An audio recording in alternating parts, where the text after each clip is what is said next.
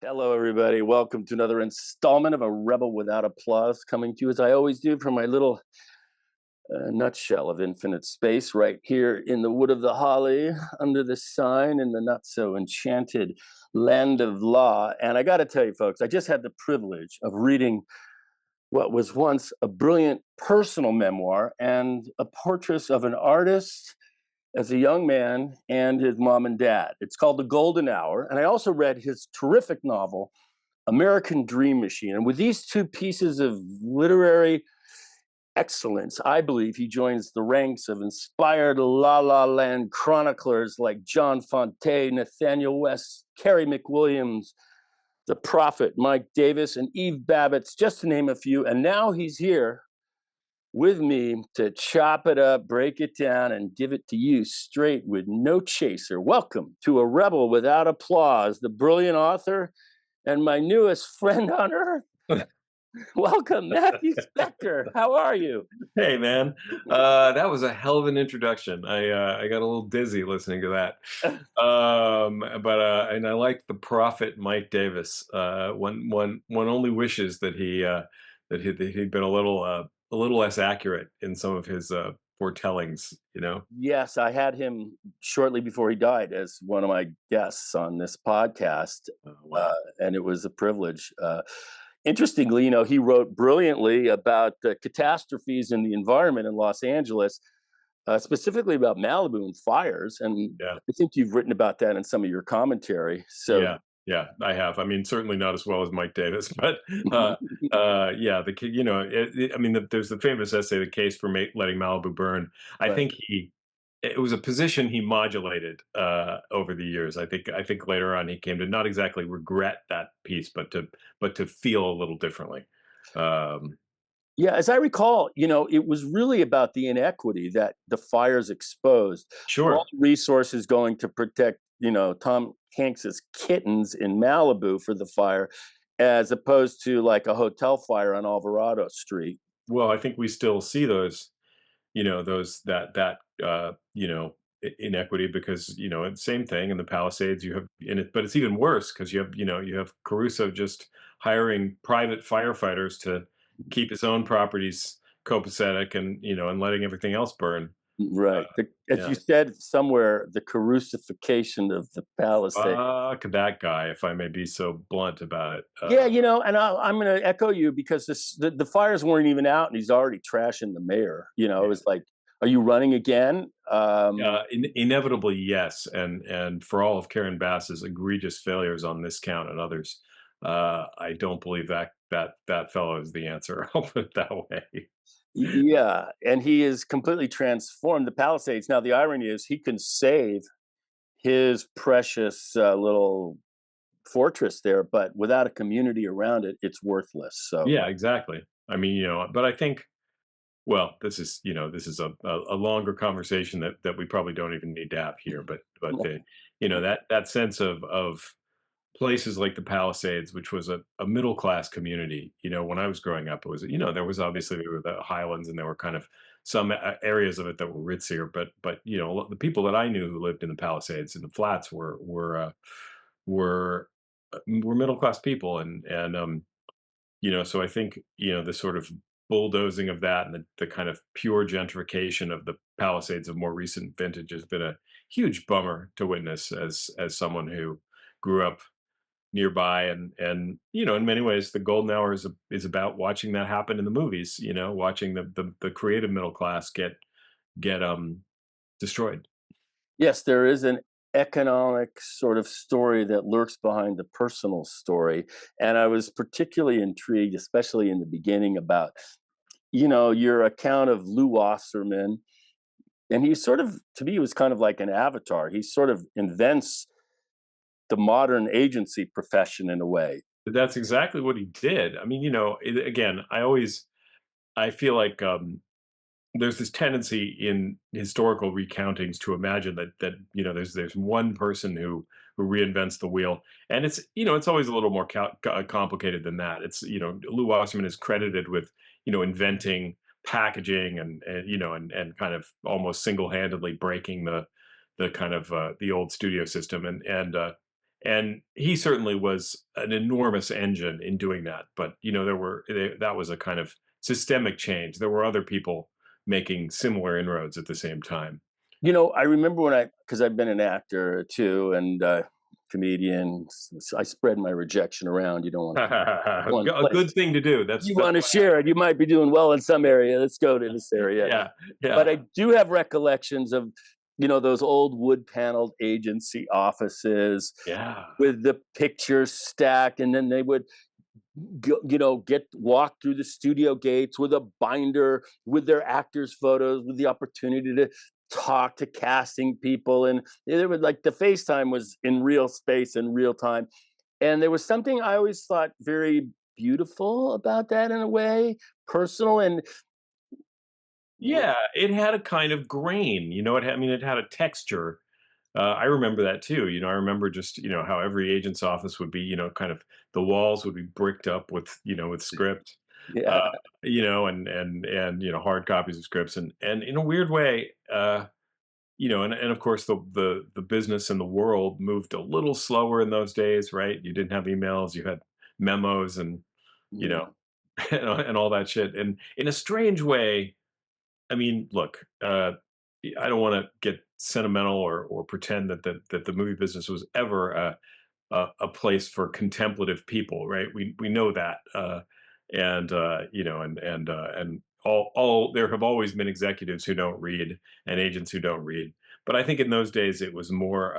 There was a little bit more kind of personality and kind of individual opinion and individual judgment kind of driving things. Oh Right. yeah. Yeah. Yeah. Yeah, your Much. father reminds me of Willie Loman in The Winner's Circle, Yeah. Yeah. Yeah. as opposed to the other Willie Loman. He's the last man standing, and I mean, he wasn't one of the founders of CA, but he went over in just after right after those guys started, maybe a year or two later. Right, and you and I, in a certain kind of funny way, because my grandfather, Ben Kelmanson, whose picture looms behind me here. Yeah. Busted Okay, this is him with Milton Berle. out. Probably when he did Always Leave 'Em Laughing in the '40s, which was a Warner Brothers movie about a comedian.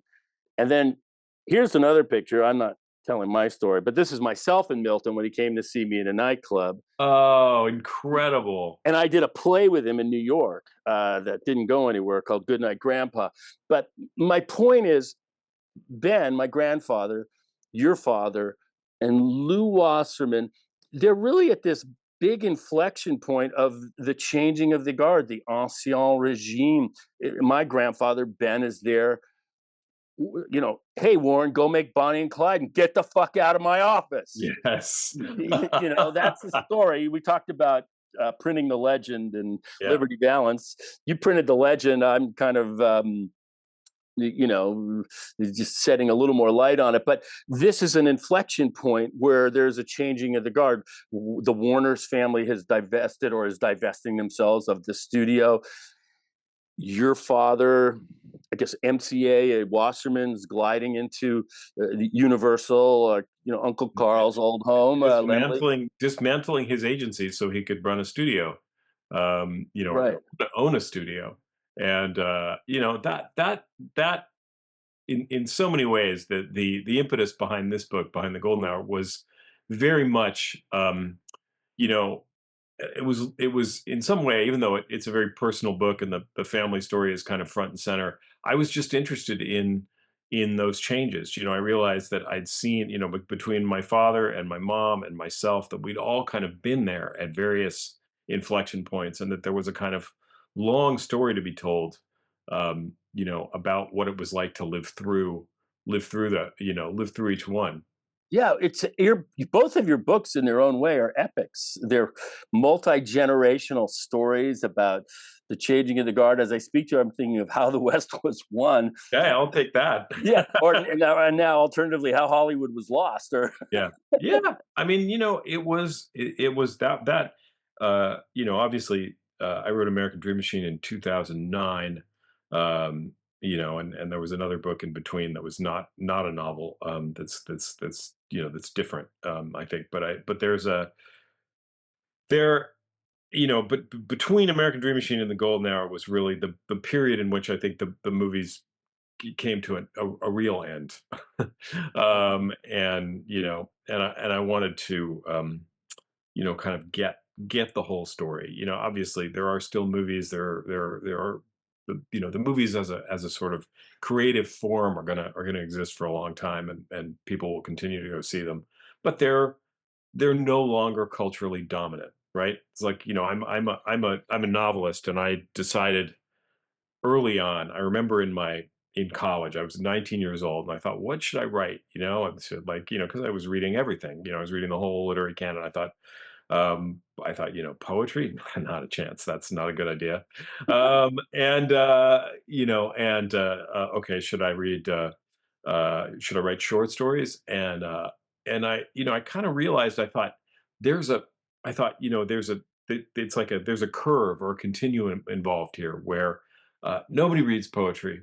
People do read short stories, and then, and they also read novels. And I thought, like, okay, uh, if I were to write short stories, I'd have about 15, 20 years before before short stories were like poetry. Mhm. And if I were to write novels, I might have about 40 years, which is, but before novels become a kind of increasingly specialist pursuit. And that, which is to say, become read mostly by other novelists. And Uh, so I chose wisely within the parameters of an unwise choice, which was, of course, deciding to become a writer at all. well, one of the things that I related to, and it lives in both books for me, Yeah. is growing up in an environment where the salesman is king. Right. Right. The Uh, salesman is king. The closer rules the world. And for yeah. myself, and I'm very close to my father. When I was Yeah. a kid, look at him, Billy. That kid's a broadcaster. Meaning, I was Yeah. radio stations Yeah. Yeah. selling time. Uh, Yeah. Yeah. It's and interesting. that you became an artist. In other words, so Yeah. your journey and what that meant, and Yeah. you ran a gauntlet. And so I felt like this both books in their own way were portraits of an emerging artist. Yeah. They're both certainly thrashing out that question, and hopefully not in kind of selfish or terms that are kind of too narrowly personal, because whether one person, me, decides to become an artist or not, that's not very interesting. But I mean, in a wider sense, but the question of, people's creative impulses and their commercial impulses, or people's creative impulses and the sort of commercial demands of the world, are, that's a tension that I believe lives in everybody, right? There's what you want to do, there's what you have to do, and there's how you square those things. And the movies are so kind of pregnant with meaning in that area, because I do think that, more than, it's hard to think of another. I mean, obviously, look, if you're going to be a if you're going to if you're going to work in the theater, if you're going to play classical music, it's like, you need, there are, there's an institutional armature that supports that, right, in a lot of ways. But I think the movies, more than anything, are a place where, something aspires to be, it's both pure business, right? It exists to make hundreds of millions of dollars for corporations, and an art. And how do you square that? well, last night I'm an addict for Turner Classic Movies. Oh, absolutely. Yeah, That's the world. I'm surrounded by dinosaurs because I relate to them because of yeah. them. Yeah. And I just saw a movie I'd never seen. It was Raoul Walsh directed it. Errol Flynn starred in it. Ward Bond, Gentleman Jim, about Amazing. fighter James Corbett. I'd never seen it. I think Jerry Wald was probably the producer, one of those guys. It was fantastic. It was a one. I said, "Wait a minute, it's not quite at the level of Raging Bull. This is Yeah. a great movie, though." Yes. No, I mean, this is the thing. You'll never run out of, it is not possible to run out of great older movies to see. None of us has enough. There are not enough hours in a lifetime to, and even if you weed out all the crappy movies, which we all know have outnumbered the good ones since the dawn of time. Right. You still, it still just never ends. It is an enormous, human and creative archive. It's fantastic. Yeah, Right, right. I'm gonna name some of my favorite directors of the kind of moment. Your father may well have, well, he certainly knew him, but this, to me, these are my directors that mattered. yeah. Elie Kazan, Oh, absolutely. Yeah. the face in the Although, crowd. I mean, oh yeah. Although I always think about the Orson Welles clip where Orson sort of denounces him and and just shits all over him for naming names. And that, if you've seen that clip, and then at the end he says, having said that, I have to admit he is a fine filmmaker." yeah, Yeah, and I could talk. I read his book, and my grandfather helped him, and they knew each other. I have a great picture of him and my grandfather. And I recently saw a movie that he had directed that I kind of thought I saw, but I really hadn't. And I saw it recently, Where Turner Classic, and I said, "Wait a minute, this is a fucking masterpiece." yeah. America, America. Wow. What year is that? I haven't seen that. Okay, that's his story about his grandfather loosely from Anatolia, how he makes it to America. And it's so real, it's so vivid. There are no stars in it except for like Salem Ludwig, who was an actor studio guy. Um, and it's fantastic. Thinking about Kazan, and also this is somebody too that I wanted to bring up in relation to you because Bud Schulberg and his Yeah, father, BP Schulberg. of What course. makes Matthew run? Of course. That's what I was Yeah. thinking as a title of this podcast episode. Yeah. Yeah. There's the irony of that is Bud Schulberg, I read in high school, I read The Disenchanted, and I loved it. Mhm. And somehow, I was very young. I was probably 17, and I was so young that even though I was a Fitzgerald nut, I didn't really understand that Manley Holiday, the writer in that book, is a portrait of Fitzgerald, and a very Oh, wow. straightforward one. But I have still, to this day, never read What Makes Sammy Run, and which is very funny. And I think it's I mean, funny because I've written extensively about agents, but I think that's probably why I haven't read it. There's a weird way in which I grew up reading. Uh, I mean, it's like I grew up just marinating myself inside the literary canon, and for the most part, I went very far outside Los Angeles for my literary education and for most of my models. Right. I don't think I picked up. I didn't pick. I mean, I read Joan Didion because you couldn't get through high school where I went in without reading her, but I didn't read like Chandler until I was maybe 35. Nathaniel Mhm. West, same thing. All these writers that I think while I was kind of trying to mark out my own kind of identity, I I just felt like, I don't want to I don't I'm not ready for those people yet. I have to have a sort of sense of where my own compass points before I want to read those people. And not, they're all writers that I love enormously, but yeah. Yeah, about Kazan, though, I don't think he got a fair rap from the liberal community about the naming names thing. I mean, it was probably an error for him. But when you read him and you see On the Waterfront, which is about naming names, Right. offers sort of his own justification with Bud Schulberg.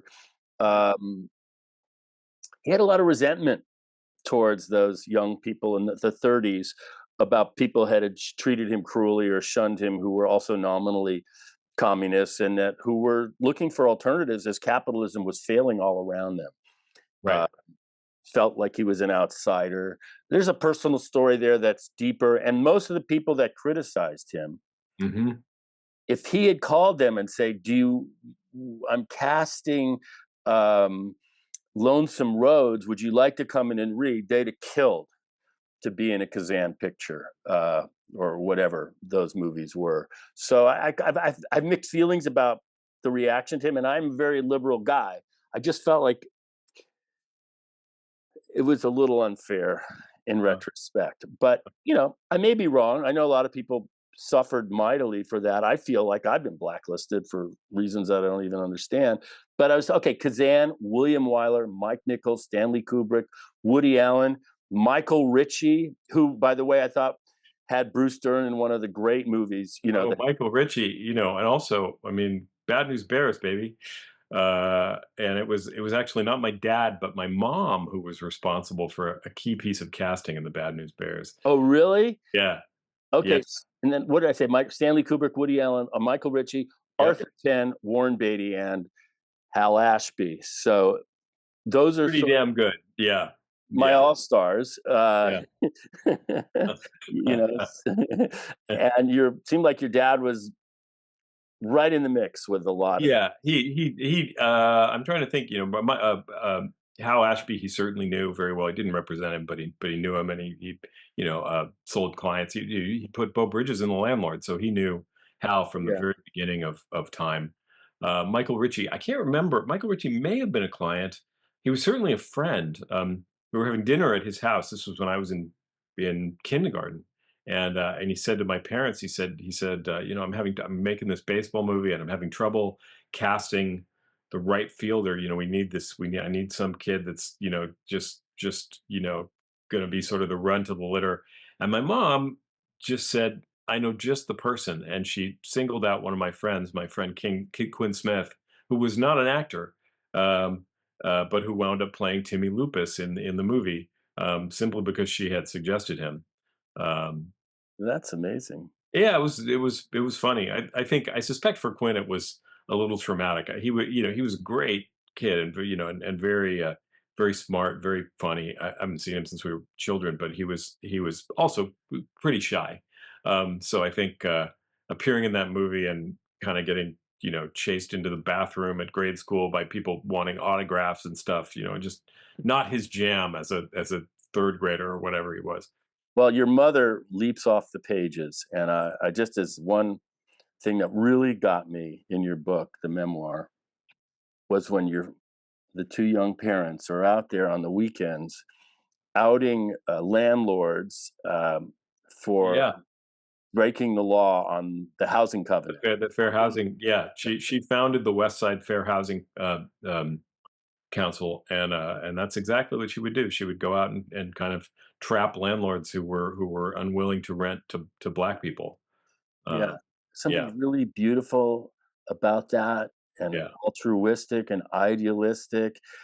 And I think I'm trying to recall now, but I think that she bursts out in tears shortly yeah, yeah. She after she was that. she was again, and also because she had my sister, that my parents adopted my sister around that time in 1969, and my sister is biracial, so kind of racial politics and racial discrimination. I think she grew up. My mom had grown up in a very conservative, John Birch conservative type family, and I think there was some, on my grandmother's side there was some real some active racism, and my mom just wanted no part of that. Well, And there's L.A. You yeah, know, and Mike Davis writes about it. I think yeah. it's Oh, he writes about it better than anybody. It's what yeah, and those communities, Glendale, Little Mississippi, San Marino. All of it. I mean, the way that the freeway system was constructed. All of the things about. I grew up. I think because I grew up. I grew up on the West Side. I went to a good little hippie school that kind of metastasized into a super expensive private school. But when I was there, it really was just Crossroads, right? yeah, crossroads. And there was this belief, or that that the kind of room tone was, well, we're all not racist here. This is L.A. This is the Klan is a Mississippi thing, or even like an Orange County thing. But to get older and kind of really realize the way that this city's kind of racial history um, is really pretpretty ugly. Yeah, I mean, I've written about it myself. I wrote a screenplay called Central Avenue, and I Yeah, always tell people, if you don't know about Central Avenue, you don't know yeah, about LA. yeah. You And don't again, I know. didn't know about that until I was older either. That Nobody does, even yeah, today. yeah, yeah, Nobody knows that that was the center of Black cultural and musical and political and entrepreneurial life in Los Angeles, and it was largely under assault by Chief Parker and the cops, and I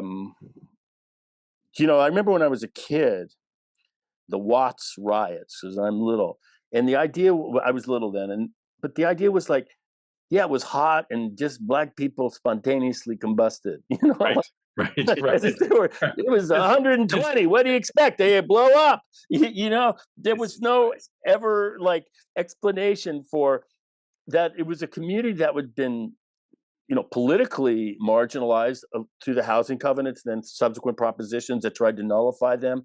A very brutal police department, underfunded on so many levels, no parks, pools, all this stuff. And also a community that was destroyed, the Central Yeah, Avenue, an yeah, artistic, that's right. and like, straight out of Compton. It didn't start with straight. It started. You go back. It goes back to the 20s and the Of 30s. course, yeah, yeah, it's deep, and that's just one of, I mean, LA really feels in many ways like a kind of inexhaustible subject to me. It's such a deep city, and as someone who grew up in the '80s when there was a kind of prevailing mythology, '70s and '80s, when, it was just kind of broadly believed that, or at least somehow I was persuaded that LA was a kind of cultural desert.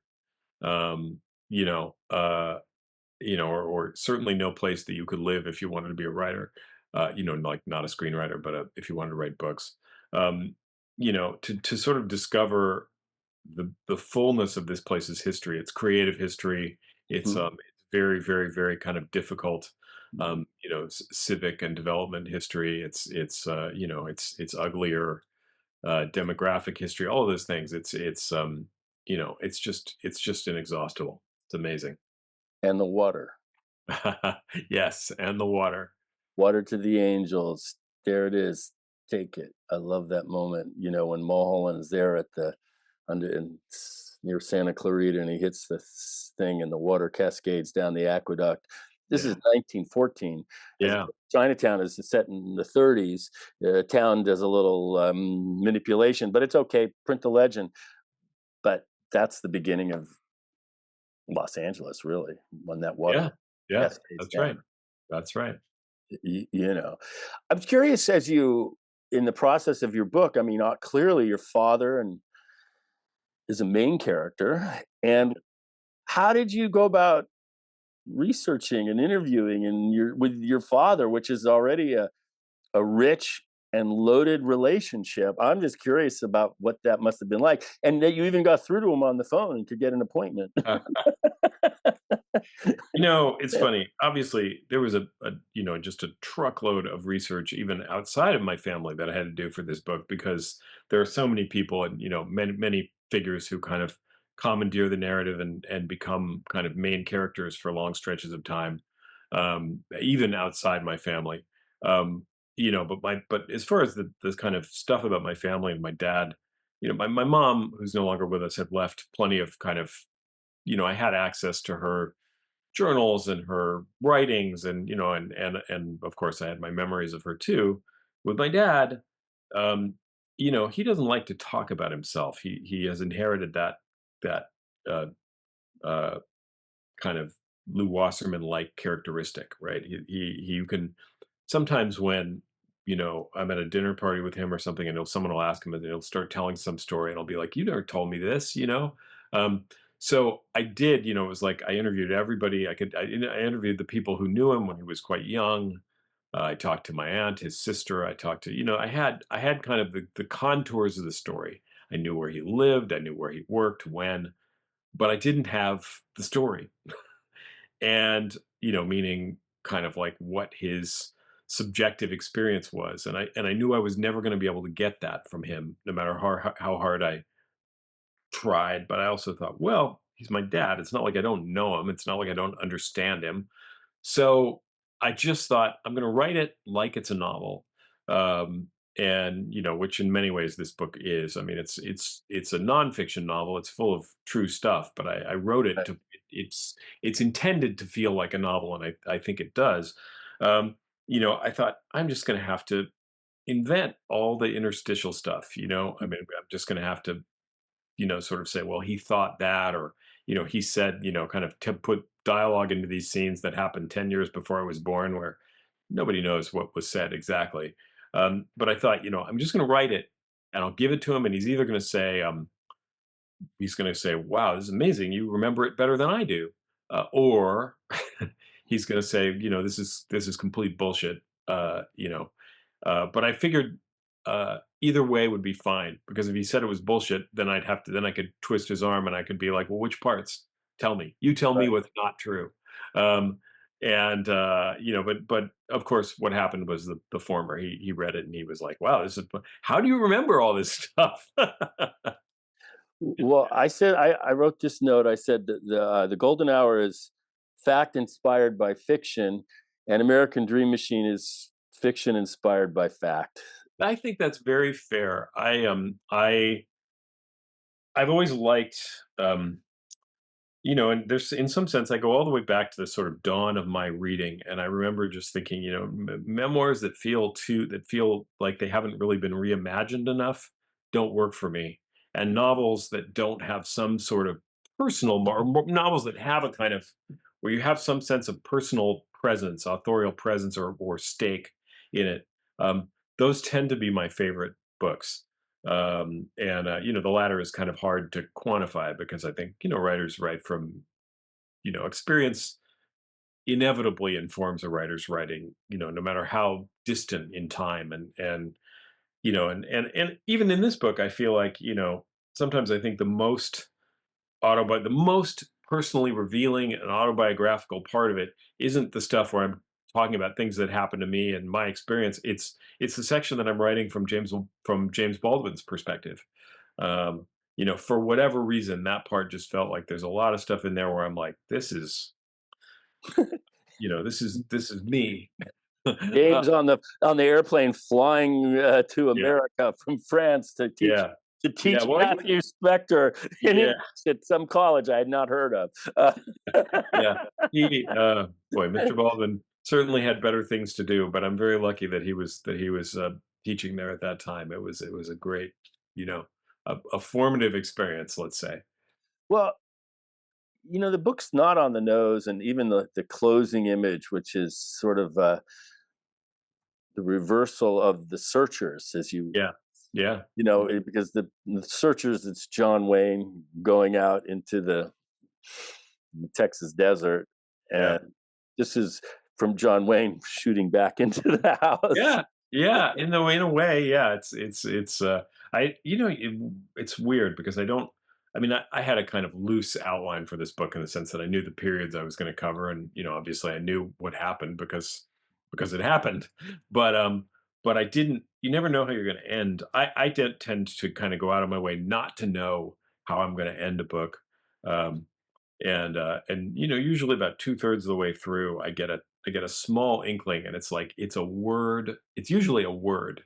In this case it was an image. It was the image that kind of opens the book as well, so that it could have that kind of recursive you Right, know and that's the young image of your dad, is right, right, very right, handsome, looked a yeah, lot like my dad. yeah, I've my dad was I hear all these Marine Corps stories. I go, "Dad, did anything happen after the Marine Corps? Like, I was born, you built a bit." "No, no, it's just." yeah. I don't know if you had that, but the Marine Corps was so formative for my dad's, identity.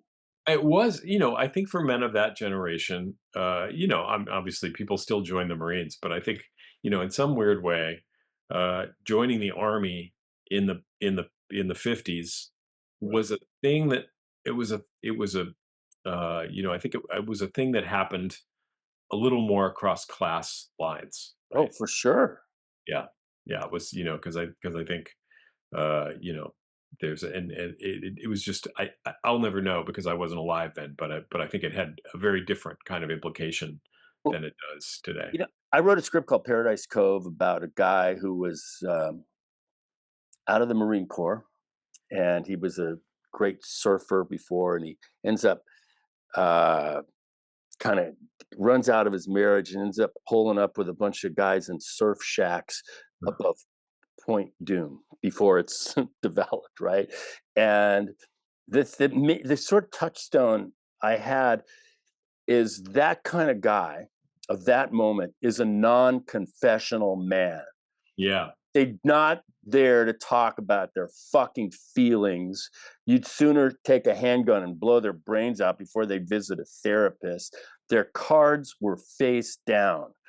And there's something very masculine I liked about it, something tough. I mean, there's also something really brutal and destructive about it. yeah, I kind of think of Sterling Hayden, as an actor. yeah. Of course, perfect example. I mean, yeah, that was man. I love Sterling Hayden, but you know, Oh, right? He was a yeah. So that was sort of my image of this character, Mickey Brezhnev. yeah, A little bit of Mickey Dora, Mickey Brezhnev, Russian, Eastern Europe, all that stuff. But I'm not here to pitch all my scripts. But your father yeah. is opaque. Yeah, he's opaque, and and it's. I mean, I'll never know. He's the only parent I've got, but I think our parents are always a little opaque to us. I think Maybe. there's some level on which we have an intuitive understanding of them, maybe, but we also have a kind of.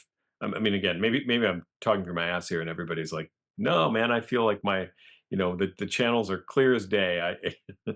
I know my parents as I know myself." But I think it's not unusual to experience your parents as mysteries. Well, I think this is another parallel between you and I because right around when I was in high school, maybe my junior year, my dad left. Yeah, And he met an actress and fell in love. They're still married, so it's fine. And my yeah, mom remarried, and she's okay, and she's great. yeah. But those, it's heartbreaking too. I always think of when Gene Hackman passed a few, uh, weeks ago. I had that feeling of he was a client of my dad's too, and there, My hero as an he actor. tells that story about. I mean, he should be everybody's hero. He's, I think him and Phil Hoffman are the sort of two greatest actors of the late 20th century and beginning of the 21st. Um, but he tells that story, I think, on Inside the Actors Studio about the day his dad left. He was out playing in the street and he just looked up and his dad was driving away and just kind of waved, and that was that. And it really it's quite a moment if you've never seen that clip. It's on YouTube, I think, and it's he's very close to tears as he tells that story. Um, What an I saw last night, or not the other, within the last week, a movie I had not seen in a long time, Hoosiers, oh yeah, yeah, so good. with Dennis Hopper, who's been an important person I think that you've written about also Yeah, of in course, of course. articles. Yeah.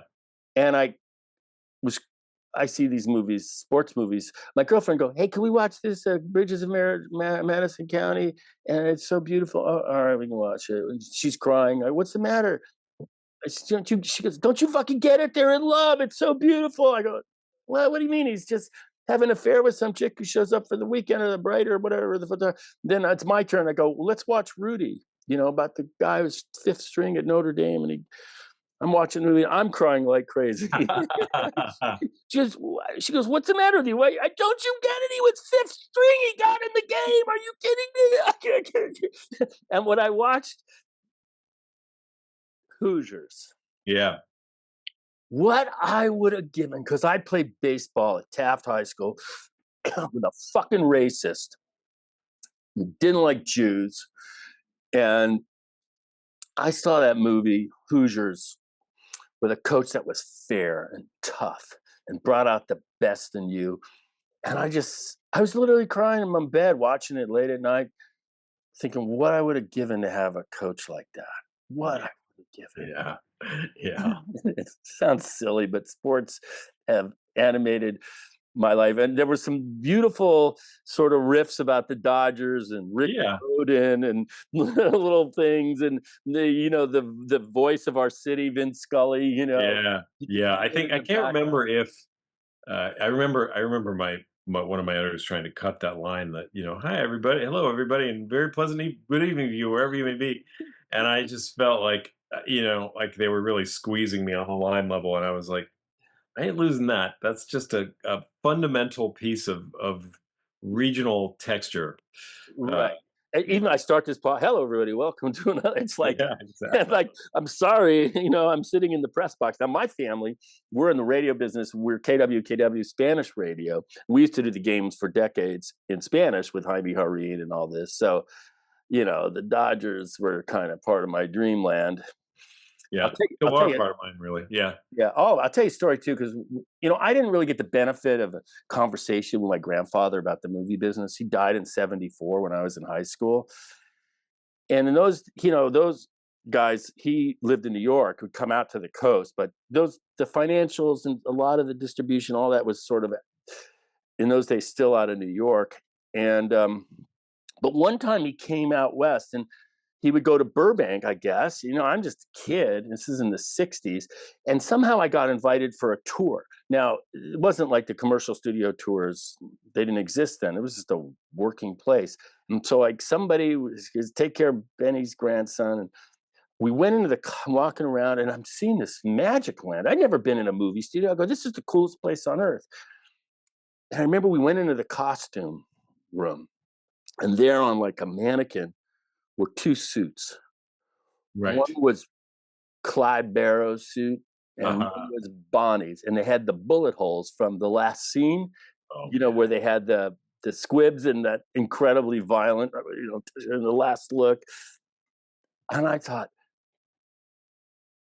this is the coolest thing I've ever seen in my whole life. Like, how do I get into this world? I'm still trying to figure it out, but I have a memory of that, and that's such an important movie in your own story, really. Yeah. Yeah, sure. Well, it's an important movie in the big Hollywood story, I think, you know? Absolutely. Doesn't get a lot of credit for that movie is Dee Dee Allen. Yeah, of course. I mean, that's exactly right. She doesn't, and she should. This is the problem with most Hollywood productions then and now probably, which is that, um, people who don't deserve credit try to claim credit. This we all know, and people who deserve credit don't receive it. I mean, not all the time, or the movie can be over credited in one direction. Uh, you know, One of my pet peeves in movies is when they start, the corporate credits are like 5 minutes, like this group of producers gets a fucking logo. This one gets a logo. This one gets a logo. Then their names on single title, the names on the. It's like, cut to the friggin' chase, dude. Start the friggin' movie. I cannot stand that. I always feel like in a movie, I've paid. At this moment, you owe me, meaning the movie owes me. I don't owe the movie. I'm not applauding now.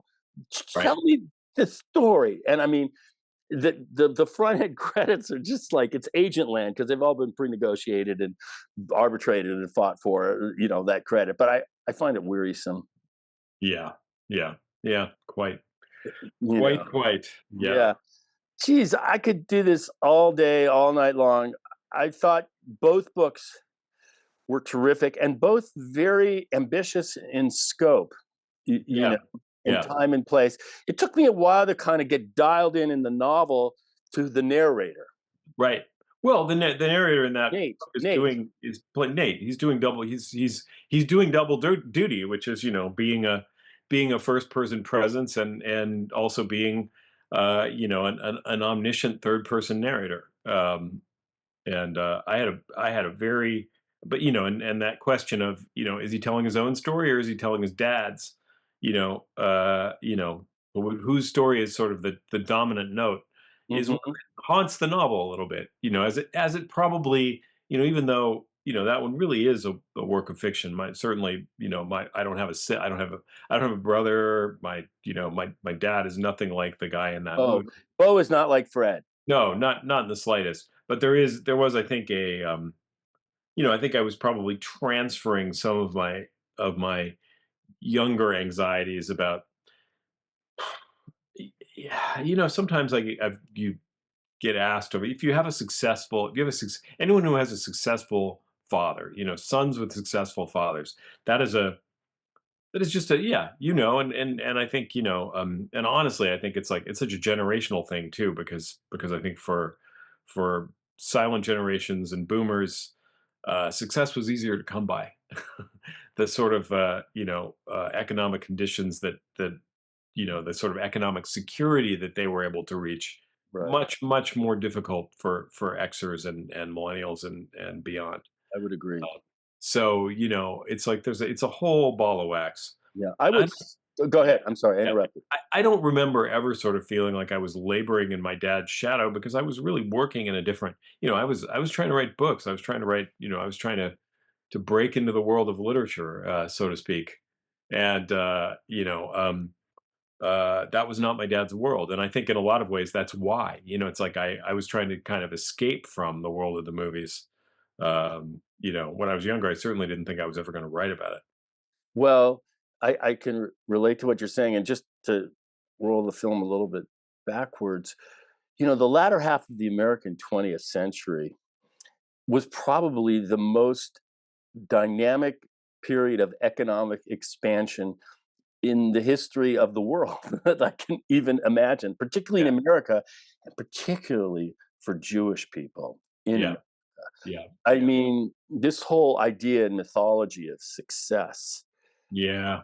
If you had put Ben Kalmanson, who scuffled out of the ghettos of Pittsburgh through steel mills and was discovered. I say that because he sold a car to the Warner Brothers sales rep, and he said, "You're a pretty smart Jew. Why don't you come to work for us? Give me 2 weeks." And he goes sells a bunch of movies in the West Virginia, Pennsylvania area.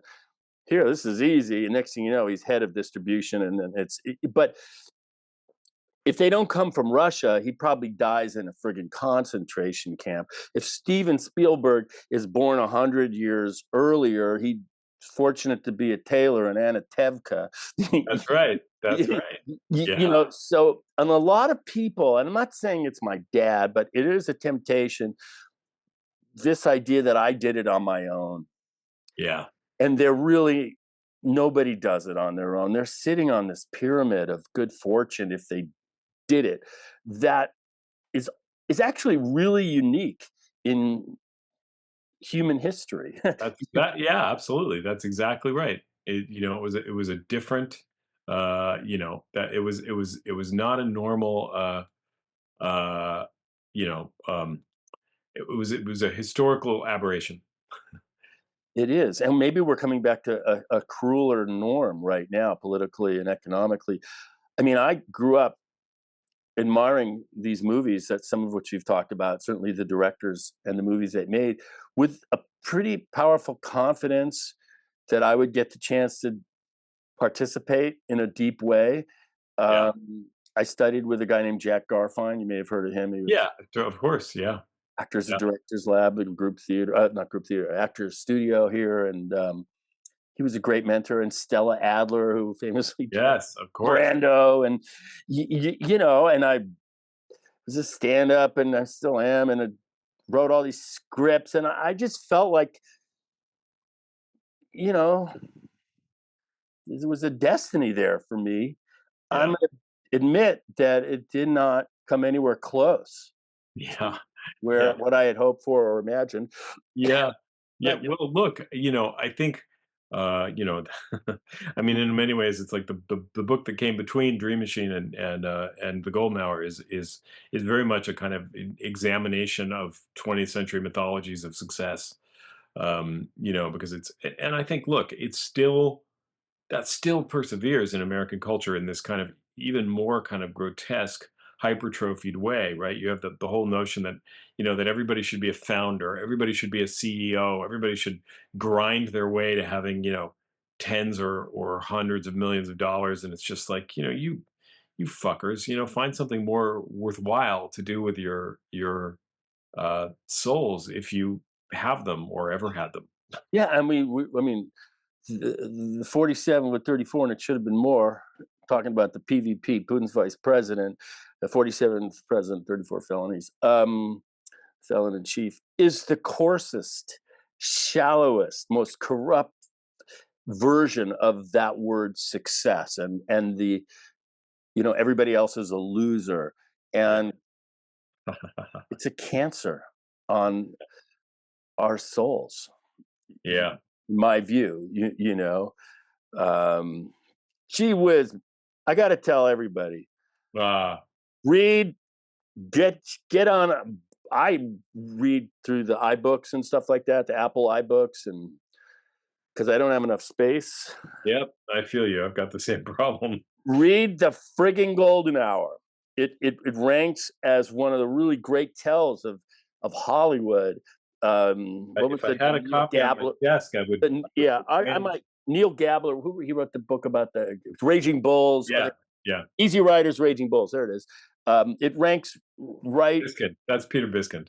Okay, But yeah, Neil Gabler was the Neil first. Gabler wrote An Empire of Their Own, which is Empire of Their Own. Okay, yeah. amazing. Also an amazing book. Also, of the sort of have the Jews invent Hollywood and invent Gentiles. Read American. Oh no! First, read The Golden Hour, and take a deep dive into a portrait of an artist, an emerging artist, and his mom and dad, both very touching portraits in their own way. Your mom for very different reasons, but your father also. He must be incredibly proud of you for the He is. journey that you've Yes. created. If it is possible for a parent to be obnoxiously proud, my father has crossed that threshold, and it's very lovely. He might even be returning your calls now. Yeah, So, yeah, uh, yes, I mean, my heart. There's a Yiddish word. I was quelling, and yeah, yeah, I yeah. didn't even know the fucking guy. I'm quelling over Uh, this book, and I'm then glad. and I'm then very glad. That's American lovely. Dream Machine, which is a novel, but like I said, it's fact and fiction inspired by fact, and it takes you into the mindset. And I'm going to just kick it around. I love to surf. I'm out there in Malibu. I have a lot of friends on the west side, and there's a lot of friggin' wreckage out there from sons of and kids of, who were fortunate or to live out at the colony and, had all the privileges of the west side. And you have managed in your own way to avoid that wreckage and come out on the other side of it, probably. It took some doing, man, let me tell you. Yeah, but I haven't met you in real time, but I fucking love you and I love the novel. And there's also a smattering of really cool articles Yeah. uh, that you've written and commentary. And you now join the ranks as some of these really great chroniclers of the land of law. So Sounds crazy, but I'm not gonna contradict you on that point, so thank you, that's very kind. yeah, stick with me on the other side. Uh, Folks, check out the books, and thanks for hanging with me till next time. Namaste, shalom, and aloha. By that I mean namashaloha. See you. Beautiful.